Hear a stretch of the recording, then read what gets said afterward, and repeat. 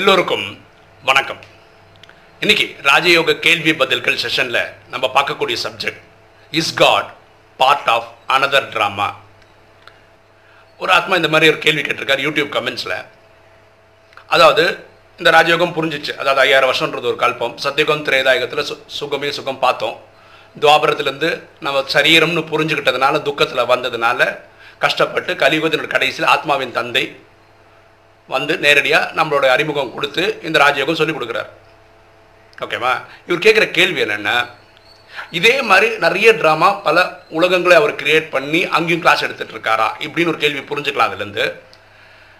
ரெண்டாவது, இவரே ஒரு ட்ராமாவில் தானே இருக்கார். அப்படின்னா இவரை வேற யாராவது அனுப்பி இந்த ட்ராமாவை இந்த மாதிரி நடிச்சுட்டு வாங்க அப்படின்னு சொல்கிறாங்களா? இது 2 கேள்வி அடங்கினது. அதுக்கு தான் நம்ம இந்த வீடியோவில் பதில் சொல்ல போகிறோம். பரமாத்மா எந்த ஒரு வானிலையுமே வேற ஒரு உலகம் இருக்குது, அங்கேயும் இந்த மாதிரி ட்ராமா நடந்துட்டு இருக்கு, அங்கேயும் நான் போயிட்டு வரேன்னு சொன்னது கிடையாது. ஸோ அதனால் வேறு உலகம் இருந்து அவர் அங்கே போய் கிளாஸ் எடுத்து அவர் பண்ணுறாரா இருந்தால் கூட அது இங்கே சொல்லாதனால நம்ம அது வந்து டெஃபினட்டாக சரியாது. அப்போ நம்ம எப்படி புரிஞ்சுக்கணும், அப்படி ஒன்று கிடையாதுன்னு புரிஞ்சுக்கணும். ஆனால் இந்த விஷயம் கிளியராக சொல்லியிருக்கிறார். அதாவது தன்னை யாரோ ஒருத்தர் இங்கே அனுப்பிச்சு கிளாஸ் எடுங்கன்னு சொன்னது கிடையாது. அது கிளியராக சொல்லியிருக்கிறார். எனக்கு மேலே யாருமே கிடையாது, எனக்கு யாரும் குரு கிடையாது, எனக்கு இந்த ஞானத்தோட இந்த ட்ராமா பாட்டோட ஞானம் எனக்கு ஃபுல்லாக இருக்குது, நான் ஞானக்கடலாக தான் இருக்கிறேன், எனக்கு டைம் தெரியும், கரெக்டாக வர வேண்டிய டைமில் நான் வரேன், நான் கிளாஸ் எடுக்கிறேன், நான் போகிறேன், இது நான் கிளியராக இருக்கேன், எனக்கு அப்பா அம்மா கிடையாது, நான் பிறப்பில் வர்றதில்லை. இதை பரமாத்மா ரொம்ப கிளியராக சொல்லியிருக்கிறார். இதே ஆத்மா வேற ஒரு கேள்வி கேட்டிருக்கிறார். இந்த ட்ராமாவோட ஒருங்கிணைப்பாளர் யார் அப்படின்னு கேட்டிருக்கார். ஆக்சுவலாக ஒருங்கிணைப்பாளர்னா ஒரு எல்லாரையும் வழி நடத்தி கொண்டு போகிறவங்க, இல்லை பாலனை செய்பவர்கள் அப்படின்னு பொருளை எடுத்துக்கிட்டோன்னா இதுக்கு எப்படி அர்த்தம் புரிஞ்சுக்கலான்னா, சத்தியுகத்தில் 8 பிறவி வருது, அந்த 8 லக்ஷ்மி நாராயணர்களுடைய பாலனை நடக்குது. திரேதால 12 பிறவி இருக்குது, அதனால் 12 ராமர் சீதைகளோட பாலனை நடக்குது. துவாபரயுகம் வரும்போது நிறைய தர்மங்கள் ஸ்தாபனை ஆகுது. அந்தந்த தர்ம ஸ்தாபகர்கள் அவங்களுடைய தர்மத்தை பாலனை பண்ணிட்டு போகிறாங்க. பரமாத்மாவே சொல்கிறாரு, துவாபரயுகம் காப்பாற்றப்படுறதுக்கு காரணம் வந்து சன்னியாசிகளுடைய தூய்மை தான் அப்படின்றாரு. கலியுகத்தில் வேற சின்ன சின்ன தர்மங்கள் வருது. கடைசியில் ஆத்மாவின் தந்தையே வந்து இந்த கலியுகத்தை காப்பாற்றவே முடியாதுன்றதுனால 33 கோடி பேரை திருப்பி அடுத்த கல்பத்துக்கு ரெடி பண்ணுறாரு. இவங்கெல்லாம் ரெடி ஆனதுக்கப்புறம் இங்கே வினாஷ் ஆகிற மாதிரி ட்ராமா செட்டப் பண்ணியிருக்கிறார். ஸோ இந்த ஒருங்கிணைப்பாளர் அப்படின்னு பார்த்தோன்னா ஒவ்வொரு யுகங்களுக்கும் ஒவ்வொருத்தர் காரணமாக இருக்காங்க. பொதுவாக இந்த ட்ராமா டிசைன் வந்து பரமாத்மாவோடைய சுற்றி போகிற மாதிரி ட்ராமா டிசைன் செய்யப்பட்டிருக்கிறது. ஓகேவா? வேறு சில கேள்விகள் பார்ப்போமே. இந்த ட்ராமா எப்படி கிரியேட் பண்ணியிருப்பார் பரமாத்மா? 5000 வருஷம்னு சொல்கிறோம், 2500 வருஷம் சுகன்றோம், 2000 இது எப்படி கிரியேட் பண்ணியிருப்பார்?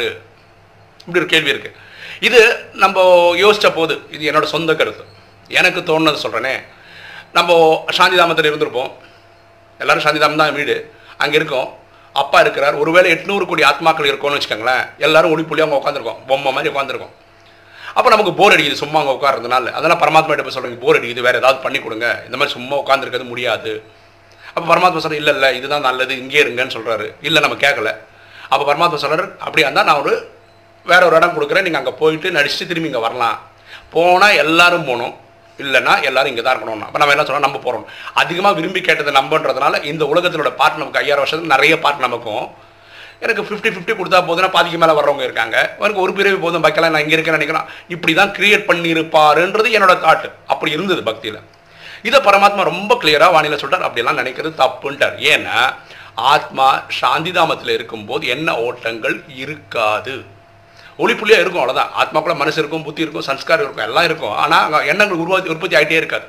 ஒரு சைலண்ட் மோடில் இருக்கும்னு வச்சுக்கோங்க, அவ்வளோதான், அமைதியாக இருக்கும். பக்கத்தில் உட்காந்துருக்குது சிவன் தான் சாந்திதாமத்தில் நமக்கு தெரியாது. ஸோ நம்ம சொல்கிற விளக்கங்கள் ட்ராமா இப்படி தான் கிரியேட் பண்ணியிருப்போம், அப்படி தான் கிரியேட் பண்ணலாம் நம்மளோட கற்பனையே தவிர அது உண்மை கிடையாது. பரமாத்மா அது சொல்லலை, நான் எப்படி கிரியேட் பண்ணி, ஏன் இப்படி கிரியேட் பண்ணியிருக்கேன், டிசைன் ஏன் 2500 வருஷம், ஏன் 5000 வருஷம் கல்பம்னு சொல்கிறோம், ஏன் அது 10000 வருஷம் கல்பம் ஏன் கிரியேட் பண்ணலை, இதுக்கெல்லாம் விளக்கம் அவர் சொல்கிறதே கிடையாது. சரிங்களா? அப்போ அடுத்த கேள்வி,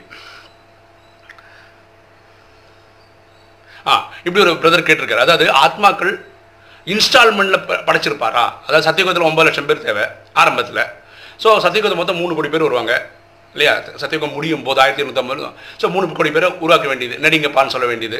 அப்புறம் திரேதா வரும்போது 33 கோடி பேர். அப்போ இனி ஒரு 30 கோடி பேர் தேவை, இனி ஒரு 30 கோடி. அப்படி இன்ஸ்டால்மெண்ட்டில் படைச்சாரா அப்படின்றதுக்கு கேள்வி பார்த்தேன்னா பரமாத்மா என்ன சொல்கிறார், ட்ராமா எங்கேருந்து ஸ்டார்ட் ஆகுதுன்னா, ஆத்மாவின் தந்தையாகிய நான் இருக்கிறேன், ஆத்மாக்கள் இருக்கீங்க, குழந்தைகள் இருக்கீங்க, ட்ராமா ஏற்கனவே இருக்குது. அப்படி பார்த்தா ஆத்மாக்கள் எல்லாம் ஒரே காலகட்டத்தில் தான், ஒரே சமயத்தில் தான் பரமாத்மா படைச்சிருக்கணும். ஏற்கனவே இருக்குன்னு சொல்கிறது காரணம்னா இந்த ட்ராமா இன்ஃபினிட்டாக போயிட்டுருக்கு. இன்ஃபினிட்டாக போது என்றைக்கு ஆரம்பிச்சது என்றைக்கு முடிய போதுன்னே தெரியாத போது ஆரம்பிச்சதுன்னு ஒரு நாள் இருக்கணும்னு ஒரு கணக்கு வர வைக்கக்கூடாதுன்றதுக்காக பரமாத்மா எப்படி சொல்கிறார். இது கொஞ்சம் ஆழமாக யோசிச்சா நல்லது. ஓகே, இந்த கேள்வி கேட்குறாங்க. அதாவது கடவுளுக்கு என்ன சந்தோஷம், இந்த கல்பத்தை ஓட விடுறதுல என்ன சந்தோஷம், இன்ஃபினிட்டாக கொண்டு போகிறதுல அவருக்கு என்ன சந்தோஷம்? இந்த கேள்வி நிறைய பேர் கேட்டிருக்காங்க யூடியூப்பில். இது பரமாத்மா சொல்கிறாரு, நீங்களாவது ஒரு சத்தியுகம், திரேதகம், துவாபர, கலியுகம், சுகம், துக்கம், இப்படி விளையாட்டுலாம் விளையாடுறீங்க, சின்ன குழந்தையா இருக்கீங்க, பெருசாக வரீங்க, அதுக்கப்புறம் கல்யாணம் பண்ணிங்க, குழந்தை பத்துக்கிறீங்க, அதுக்கப்புறம் இந்த பிறவி முடிக்கிறீங்க, அடுத்த இப்படி ஒரு சேஞ்ச் உங்களுக்கு இருக்குது. நீங்கள் யாராவது என்னோட கஷ்டத்தை பார்த்தீங்களா? நான் சாந்தி தாமதம் ஒளிப்புள்ளியாக இருக்கேன், 5000 வருஷம் ஒளிப்புள்ளியாகவே இருக்கேன், எனக்கு மாற்றமே கிடையாது. நான் எப்போ அங்கே கிளாஸ் எடுக்க வரேனோ அந்த நேரம் மட்டும் அந்த செகண்ட் ஹேண்ட் ஸ்பார்க் வருது, நான் நேராக வரேன், கிளாஸ் எடுக்கிறேன், திரும்பி போய் நாங்கள் போய் உட்காந்துக்கிறேன். அப்போ 5000 வருஷம் ஒளிப்பு பாருங்களேன். யோகாவுக்கு நாங்கள் உட்காந்து பாருங்களேன், ஒரு 2 நிமிஷத்துக்கு மேலே கூட ஒருத்தரால் கான்சன்ட்ரேட்டடாக உட்காரவே முடியாது, எண்ணங்கள் அப்படியே போயிட்டே இருக்குது. ஆனால் ஒரு 5000 வருஷம் ஒரு ஒளிப்புள்ளியே வேறு எந்த தாட்டும் இல்லாமல் அப்படியே ஒரு டிசி கரண்ட் மாதிரி இருக்க முடியுதுன்னா அவரோட நடிப்பு பாட்டு யாராலும் நடிக்க முடியாதுல்ல. அவர் சொல்கிறேன், என்னோட நடிப்பு பாட்டை கொஞ்சம் பாருங்கள். நீங்கள் உங்கள்கிட்ட பற்றியே சொல்கிறீங்க, நான் ரியலாகவே ட்ராமா ரொம்ப நல்லது, நேற்று நல்லது, இன்னைக்கு நல்லது, நாளைக்கு நல்லது. அதான் பகவத்கீதையில் இல்லையா சொல்கிறாங்க, எது நடந்திருக்கிறதோ நன்றாக நடந்திருக்கிறது, எது நடந்து கொண்டிருக்கிறதோ நன்றாக நடக்கிறது, எது நடக்கப் போகிறது நன்றாக நடக்கப் போகிறது சொல்கிறதோட காரணம் அதுதான். ஓகேவா? இனி ஒரு தம்பி கேட்டிருக்காரு, இந்த உலகப்போர் 3ல் ஏலியன்ஸ், அதாவது வேற்று கிரகத்திலேருந்து வரக்கூடிய மக்களுடைய தாக்குதல் இருந்து இந்த உலகம் வினாஷம் ஆகுமான்னு கேள்வி கேட்டிருக்கிறார்.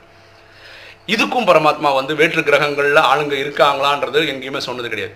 நான் படித்த வரைக்கும் 9 வருஷம் படித்த வரைக்கும் வேற்று கிரகங்கள் இங்கே ஆளுங்கள் இருக்காங்க, அவங்களோட தாக்குதல் பூமியில் இருக்குன்றது எங்கேயுமே அவர் சொன்னது கிடையாது. ஞாபகம் வச்சுக்காங்க, ரஷ்யா அமெரிக்கா கிட்ட அவ்வளோ அணு ஆயுதங்கள் இருக்குது இந்த உலகத்தை அழிக்கிறதுக்கு. இவங்களுக்கு வேற கிரகத்திலேருந்து ஒருத்தர் வந்து காலி பண்ணணும்னு அவசியமே கிடையாது, அவ்வளோ வச்சுருக்கிறாங்க. ஓகேவா? அணுகுண்டுகள் கணக்கெல்லாம் பார்த்தீங்கன்னா நான் சொல்கிறது கரெக்டாக இருந்தால் ரஷ்யா கிட்டே 5000க்கு மேலே இருக்குது, சாரி 8000 கிட்ட இருக்குன்னு எனக்கு படித்தேன், எங்கேயோ படிச்சிருக்கேன். இவங்க கிட்ட அமெரிக்கா கிட்ட 7000 இருக்குன்னு சொல்கிறாங்க. அதே மாதிரி யூரோப்பியன் இருக்க பெரிய பெரிய நாடுகள்கிட்டையும் 500க்கு மேலே அணு ஆயுதங்கள், அணு குண்டுகள் இருக்குது. ஸோ அவங்களுக்கு இது போதும் பூமியை காலி பண்ணுறதுக்கு. இதனால் வெளியிலேருந்து ஒருத்தர் வந்து காலி பண்ண வேண்டிய அவசியம் கிடையாது. இதை பற்றியும் ரெஃபரன்ஸ் பரமாத்மா எங்கேயும் சொன்னதில்லை. ஆக்சுவலாக இவங்க இப்போ என்ன தெரியுமா பியூட்டி, இவங்கெல்லாம் ரெடியாக இருக்காங்க, எல்லாரும் அணு ஆயுதத்தோட பக்காவாக ரெடியாக இருக்காங்க. யார் ரெடி ஆகலாம்? நீங்களும் நான் தான் ரெடி ஆகலை. நமக்கு தேவையான 33 கோடி பேர் வந்து சேரலை. நம்ம அடைய வேண்டிய கலைகள் நம்ம அடையலை. 16 கலை அடைய வேண்டிய அடையலை, 15 அடைய வேண்டியது அடையலை, 12 அடைய வேண்டியவங்க அடையலை. ஸோ இந்த ப்ராசஸ் தான் வெயிட் பண்ணிட்டு இருக்காங்க. அவங்க ரெடியாக இருக்காங்க. சரி, அப்போ நம்ம தான் முயற்சி பண்ணி இந்த லெவலுக்கு வரதுக்கு முயற்சி பண்ணணும். ஓகேவா? இன்றைக்கி வீடியோ உங்களுக்கு பிடிச்சிருக்குன்னு நினைக்கிறேன். பிடிச்சிருங்க லைக் பண்ணுங்கள், சப்ஸ்கிரைப் பண்ணுங்கள், ஃப்ரெண்ட்ஸுக்கு சொல்லுங்கள், ஷேர் பண்ணுங்கள், கமெண்ட்ஸ் போடுங்க. தேங்க்யூ.